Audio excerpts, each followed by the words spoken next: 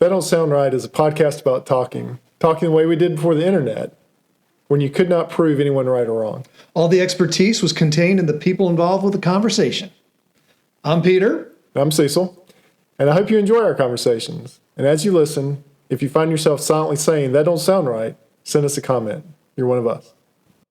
What do you do with all the ducks when you take the doors off and take the top off? What do you do with the ducks? I guess your ducks fly free. Or how do you keep them on there? I don't know.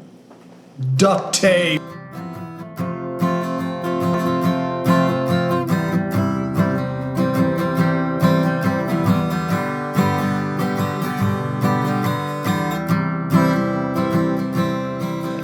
Welcome back to another episode of That Don't Sound Right, a podcast about talking. We're your co-hosts. I'm Peter Millman. I'm Cecil Davis. And we are just trying to have a conversation without Googling or fact-checking online. And you know what? What? We're trying to do this for the 104th time. So that's 2 years. 2 years of what some people might say inane chatter. Some but might. Other people really like it. I know I like it. I like it. We have a good time. So 2 years, we haven't missed a single Saturday since we've gotten started in earnest. That's right. Yep. So I've missed, I've missed one recording. I forgot the reason why. You were overseas. That'll do it. And then when we first started out, you really started out with your daughters to get this thing rolling. Then you had a roadside find series. Yep. But once you and I started in proper, we have not missed a. We've been, and you know there are people here, which they have called themselves the century listeners, because they've listened to at least 100 episodes, if not all of them now. Should have a shirt or a duck. A duck. That's right. Hey, speaking of ducks. Yes. To celebrate, I think we need to carry on. I think we need to continue the conversation about these past two episodes. Lots of feedback. Have you gotten lots of feedback? I've had lots of feedback. For instance, I got a duck. Oh, you got a duck? That's right. You did get a duck. I got a duck put on my desk. Not on your Forerunner. No. Which you don't have anymore. But it was 100. It was a century duck. It was for listening to all hundreds. Really? Is that what it said? No, it's not what it said. But a question has come up. Mm. You think about, have you seen a Jeep with ducks on the dashboard? Oh, yeah. Now, in fact, I see them all the time now. That we talk about. I can't not see them. And then do these Jeeps usually have the tops on or off? On. Doors on or off? On. What do you do with all the ducks when you take the doors off and take the top off? What do you do with the ducks? I guess your ducks fly free. Or how do you keep them on there? I don't know. Duct tape. Yeah, I've been waiting all week to say that. I can tell. Everyone's I see are closed in. Right, exactly. Yep. Unless they have duct tape. Well, we'll have to ask them. We'll have to encounter one that has their top off. We'll have to see how they keep the ducks secured. So congratulations on 2 years. Yeah, congratulations to you. That is a lot of editing. Yeah, that's a lot of everything. That's a lot of everything. A lot of website, web opening, a lot of just editing, talking.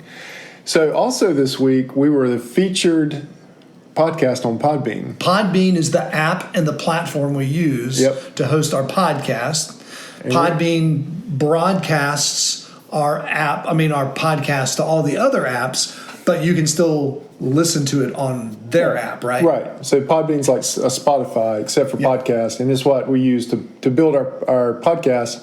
We were the featured podcast this week, and we picked up a lot of new listeners, a lot of new countries. So if you are a new listener, because you saw us featured, hey, welcome. Yeah. We hope you enjoyed the conversation. We'll try to get you tuned in, get you up to speed. It's been 103 episodes since you've listened. That's right. So we'll try to get you up to speed on some of the things that are going on here tonight. So tonight we are following up on last week's episode, which was left-handed smoke shifter. We talked a lot about different things, but I think you could sum it up as rites of passage. Yes. So a lot of feedback this week on this particular episode, but probably we need to start with the cow tipping portion. So my dad called after this, and I thought he would be calling about the greasing the main bearing, right. Which I got wrong. It's actually the main I'll have to think what it was. Anyways, but he actually called about the cow tipping. The cow tipping. He said the more you push against a cow, like if a cow steps on your foot, or if you're trying to push past one, they'll push back on you. Yeah. And they actually resist being pushed over. Well, that's if you're being gentle on them. All right, but I have a confirmed tip. Cow tipper. I have a confirmed tip. Oh, a confirmed tip. The cow has tipped. Where? This coworker emails me this. Okay. Cow tipping is real. I have done it with a group of guys. It does take a village, quote unquote, to tip a cow at night. The cow was not injured during this event, but the cow woke and was pretty pissed at us. Short chase ensued, but we were all able to navigate the fence and escape successfully.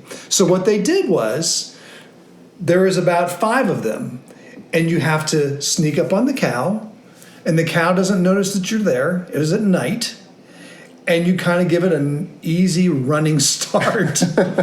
You collide with the cow, and you just give it your all. And he said the cow went right over. Okay, so this is 5 guys. Oh yeah. This is on an unsuspecting cow. Well, I mean, that's what you're doing, right? You're going on this cow that's asleep, quote unquote. But then the cow evidently got up. Yes. Now they picked and was mad. It was very angry. They strategically picked a cow that was close to the fence, so the amount of distance they had to cover while the cow chased them down was minimal. Okay, well, I can see that. So you can't tip with a single person. This is 5 guys with a running start. That's right. I mean, but it can be done. Okay. And you have to do it with a friend. Did you have more than one? A friend or 4. 4. I had another person also at work. He did not tell me the exact story. He just gave me the nod. And the nod was, cow tipping is real. That's all he'll say. He wouldn't tell the story. So it's good to know that to clear that up, that it takes a village. Now I got another email who would claim that the rumor was that cow tipping was an invented thing by engineering students at Virginia Tech. But I will say, this person admitted he had never tipped a cow himself. But the other was tipped at a large state university in Pennsylvania. Really? We'll just leave it at that. I would love to hear more cow tipping stories now. This is they're there. Especially if it takes. They're coming out of the woodwork. All right, so I got the several rite of passage stories this week too. Okay. Yeah, the best. So this is borderline hazing, right? This is basically initiation, things you make. I think now people would call it hazing, right? Maybe, but this is fairly innocent hazing, if there's such a thing, right? So I was talking to my brother when he was a patrolman. If you patrol overnight, sometimes you go to the firehouse and you hang out for a little while, and so on this particular night, some of the older patrolmen or the firemen would fall asleep, and he would have to stay up as the new guy and monitor the radio for a call for the fire station, for the other policemen that are there. Oh, okay. Yeah, or I guess for the fire too. Okay. But this particular night, now remember he's the new guy. They say, you go to sleep tonight, we'll monitor the radio. Yeah, that don't sound right. Whenever when someone is really kind to you and says, why don't you take a nap, and you're the new guy, your spidey senses should go off. So he had fallen asleep, and the next thing you knew, his radio landed on his chest, and they said, hey, dispatch is calling you. So he wakes up and starts calling dispatch, trying to find out, what's happening, what's going on. Of course, dispatch says, hey, we don't have anything for you. Everybody on the radio, everybody in the firehouse knows what's going on, and has a good laugh. The other one I had. Well, speaking of sleeping. Yes. Speaking of sleeping, you're in seminary, right? With your other seminary students. Now, who did this come from? This came from our product tester, Giorgio, right? Also our pastor. So he told us of stories that you're a seminary student and you're at your preaching class, and it's also best not to fall asleep while your classmates are preaching. Mm-hmm. But if you do, this is what happens to you. At some point, you're quickly woken up and told, hey, the professor wants you to close in prayer. So what do? You wake up. You jolt asleep, hands go up, and you start praying. So I talked to a Navy guy this week. He said what they would do for new guys, they had two things they would do. Well, he said they had a whole bunch of stuff they would do. I can imagine. There was two that he could tell me. One was they would get them in full combat gear, so they put them in some kind of protective vest, helmet, and they would give them this rescue hook, and they would send them up to the front of the ship at night, and they would put them on CBAT, B-A-T, CBAT duty, and so they were to watch for sea bats and to keep them away from the ship if they saw any of them. They'd have a flashlight or whatever, and so they would be up on the front of the ship, scanning out into the ocean, watching out for sea bats. Watch out for those sea bats. Yeah.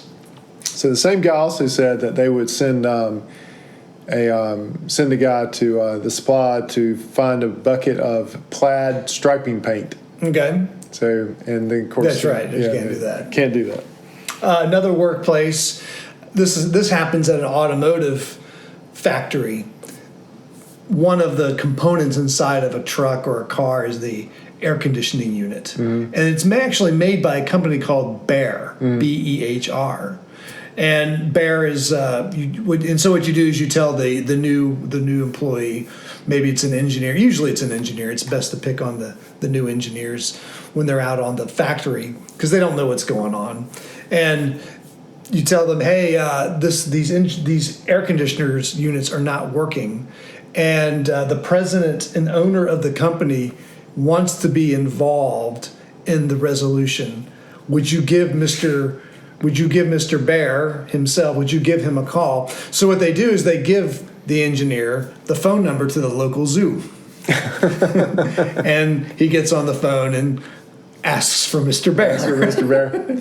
I'm sorry. Who are you wanting to talk to?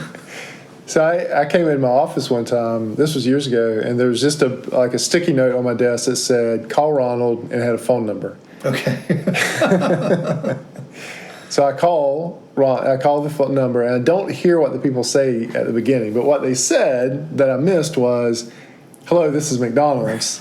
That's right. And then I said, can I speak to Ronald? And they said, who? I said, Ronald. I have a note here to call Ronald. They said, sir, this is McDonald's. I think. You may have been tricked. So one of the ladies that did that to me, I actually, she was the receptionist at the hospital. So I knew a friend of mine was coming to visit. And he was in the Air Force, had some identification and stuff. He came in and posed as a hospital inspector. And told her he was there to inspect the hospital. So the whole hospital. And he was there. So he started having her pull out manuals. And so by the time I got up there to relieve the joke, he had her she had surrounded herself with manuals and was trying to find stuff for him that he was asking for that was, of course, right, all made up. Did you know accountants even haze each other? Accountants, they will haze each other. They bring in the new accountant, and one of the things you do as an accountant is that you would what's called foot the ledger. So you would take your 10-digit calculator with the roll of paper, and you would do all the debits and all the credits. You just add up all these numbers up. And what you're doing is you're footing the ledger to making sure that the math done in the ledger is correct. You're just checking the addition and the subtraction. Typos can happen. You get the wrong numbers. What you do with the newbie is you give them a phone book. And you say, foot everyone starts with the letter S, foot their phone numbers. And so the newbie gets, okay, here's the phone book, and starts adding up all of the 9-digit phone numbers of the people beginning with the letter S. And then you realize, wait a minute. Right. Why am I doing this? Well, listener number 1 said that he works in the printing industry, and they would send new guys to get a box of halftone dots. So halftone dots exist. I think they're part of the printing process. Or he'd have to explain it next time he's on here. But you don't get a box of halftone dots. It's part of the printing graphic, I guess. Right. Yep. Right. And so I think he also mentioned getting a paper stretcher. Right. Yeah. Paper stretcher is another one. The one that I know happens in some of the high schools, and I did it one time and somebody took me seriously, was, if you were the freshman coming in, like to carry high, people would sell them an elevator pass. Oh, right. Right. But we didn't have elevators. Right. So I did that one time at work, and I forget where I was. I said we were moving buildings, and I said, if everybody, when we get to the new building, if you'll see me about your elevator pass after this meeting, I'll get you set up. And several people came. Several people had never heard of that, I guess, and came to me to see about their elevator pass. Something tells me that you are really withholding the amount of practical jokes you play on your employees and your coworkers. I have a feeling that if Cecil was let loose, right, you wouldn't be employed there for too long. I don't do much anymore. One of the best I ever did that I thought was I was going to a meeting with just a one-on-one meeting with my boss, and as I passed the finance officer's office, I just stuck my head in and said, "Hey, the boss wants to see both of us. Come on." And so I walked into my boss's office and sat down, and he's looking at me because he's expecting me. Then she comes in and sits down, and he's just looking at her. And it took her a minute, and then she turned to me, she's like, "He didn't need me, did he?" And then she storms out. Yep. The one of the ones I heard this week that someone passed on me to was pilots that leave their mic keyed, their mic live to the tower while they're talking to passengers. So they're doing their whole spiel about, "Hi, I'm your pilot. We're flying to Chicago. Here's the weather." But the whole time they're talking to the tower and the other pilots, and so then they get ragged for doing that. One thing I want to get back to on that cow tipping that I forgot about. Yeah. In the movie Cars, right, they do cow tipping. They do. Except they do the tractor tipping. That's right. Yeah. You know how they do it though. Well, they blow the horn by. That's right. They just blow the horn. Yeah. So it's real, Cecil. Well, it was represented in Cars at least. It makes you wonder that if the animators of Cars had actually tipped cows, or at least heard of it. I'm sure they've heard of it. Yeah. I'm sure they heard of it. Yeah. So I wonder how your friend who had the five guys bum rush the cow know that it didn't injure the cow. That's a good question. That is a good question. They did. I mean, he was very specific that they were, like I said, they eased into him, but with a running start. I don't know how you do that, but they definitely had momentum on their side. Well, I think we have covered all of the people that talked to us this week about rites of passage. If you have any other rites of passage that you want to pass along to us, you just drop us an email. Right. If you are new to listening to us, we have an email account. It's tdrpodcast@gmail.com. We have an Instagram account that you can check us out. It's TDSR podcast. And then we also have a website where you can submit comments and get on our mailing list. That is www.thatdon'tsoundright.com. Leave out the apostrophe. So, Peter, the Raw's coming up. That's right. Our podcast is a proud sponsor of the Ardmore Raw, an annual event with hundreds of runners and thousands of fans in the beautiful historic neighborhood of Ardmore in Winston-Salem, North Carolina. RAH, R-A-H, stands for Run Against Hunger because it's a food drive with all of the net proceeds benefiting the Second Harvest Food Bank of Northwest North Carolina, which assists food insecure and at-risk families and children right in our own neighborhoods. Since its inception, more than $286,000 has been donated to the food bank, $26,000 last year alone, which has provided more than 2 million meals to our neighbors. The 2023 RAW will be held on October 21st and features a 1-mile fun run, a 5K, and a 10K. This race is designed for everyone, from lightning fast runners and avid athletes to power walkers and first-time participants. You can sign up to donate volunteer, or run at the race website, ardmorerod.com. The link is also featured on our website, thatdon'tsoundright.com. We hope to see you at the RA at our booth. And also, remember our advertiser, Wonderfully Made Designs. It's a small business specializing in custom-made T-shirts. She actually had a That Don't Sound Right T-shirt on her site. Oh, perfect. And T-shirts and decals, contact Casey on Facebook at Wonderfully Made Designs, 139.14. Use code TDSR10 for 10% off your first order.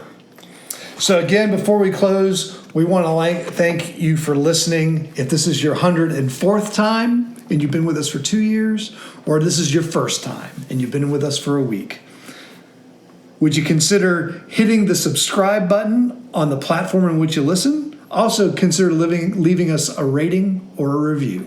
Regardless of what the rating is, we'll take any rating. Just put something down. Down. Let us know what's going on. And words of wisdom are: be careful for rites of passage. Keep your antenna up. That's right. Make sure the words "that don't sound right" come out of your mouth when someone asks you to do something weird. Yeah, if you're the new person and someone's being overly kind to you at work, just be careful. That's right. Be careful out there. So it doesn't sound right, but you've come to the end of another That Don't Sound Right. 104th episode. 104th. Congratulations again. Good work.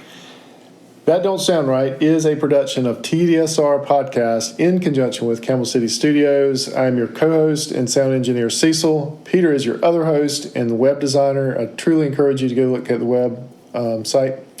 Camille is our occasional barista. Emily does our graphic design. Hope you're doing well at school. Ella does our Instagram. I hope you're doing well at school. Giorgio tests our merchandise. Brent is our international brand ambassador. And as always, listener number one is Scott. So until next week, keep talking. And stay curious.